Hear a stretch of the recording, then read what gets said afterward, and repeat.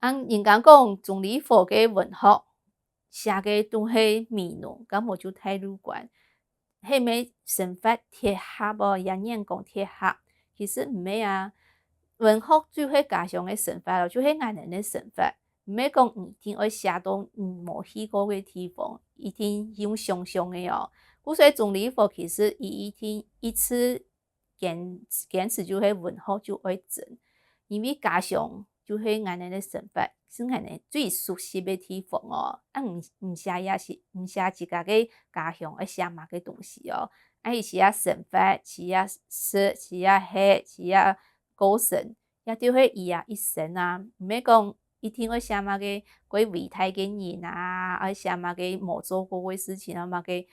毋免。一个就是几简单，一个平凡简单的神法，毋通可以写到几专业咯，因为毋有遐个神法的经验，毋通可以写到几感人，人那么感通哦。当古时我是咧读总理府嘅文学嘅世界，毋会感受讲哦，也就是总理府行过嘅路，看过嘅人，看过嘅山，搞过嘅水，也系哦，也就是历史农场地会写到嘅景色咯。还有呢，那个也个迄伊行过嘅几条路，平安符去行过几条西路诶，迄我去过总理府嘅世界，我建议伊也文学过哦。因为也就是俺人讲的文学哦，免讲一定要用的哦。那个诺贝尔文学奖有一个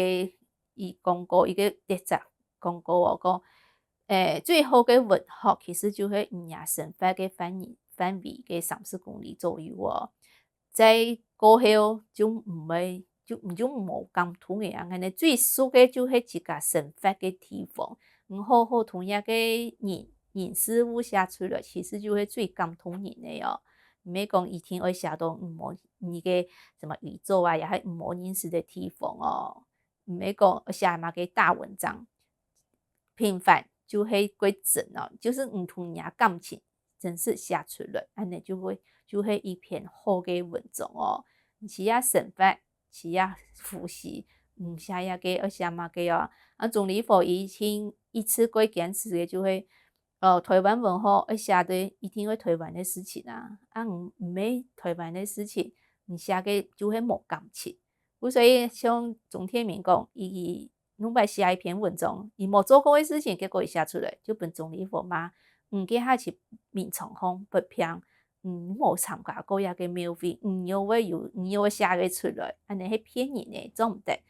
所以钟天明讲，哦，安尼后来呢，伊写文章就伊发生过做过的事情，伊人讲写哦，讲无我本爸爸妈，结果呢就得毋到几高嘅分数，因为先生就会讲，个写的太简单的啊。其实安尼就会本人就尊重哦，就会讲人文学毋免教出来嘅，教嘅毋免真的文学。人要寻到真的文学，就会人家神法，同人家神法真实来写出来，我认真过人家神法咯。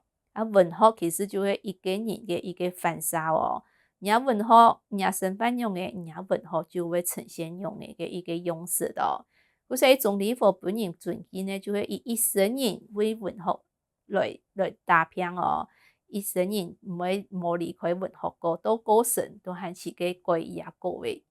伊人生就是伊文学，伊文学写嘅就是伊家乡哦。感谢大家。